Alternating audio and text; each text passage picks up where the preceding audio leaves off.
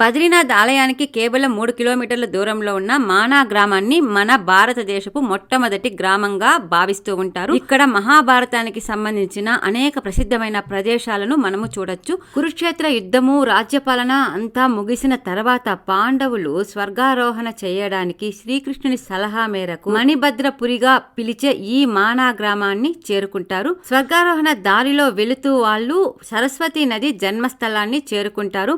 అత్యంత వేగంతో హోరుతో ప్రవహిస్తూ ఉన్న సరస్వతి నదిని కొద్దిగా దారివ్వమని వేడుకున్నా కూడా ఆ నది శాంతించకపోవడంతో భీమసేనుడు పక్కనున్న కొండలను పెకలించి ఆ బండరాళ్లతో సరస్వతి నది పైన ఒక వంతెనను తయారు చేస్తాడు. ఆ వంతెన మీదుగా నడిచి పాండవులు స్వర్గదారిని చేరుకుంటారు. ఇప్పుడు ఇక్కడ వీడియోలో భీముని చెయ్యి ఆకారంలో ఉన్న వంతెనని, దాని పక్కనే ఉన్న స్వర్గారోహణ మార్గు చూడవచ్చు. భీమసేనుని అరచెయ్యి ఆకారంలో ఉన్న వంతెన పేరే భీమపుల్.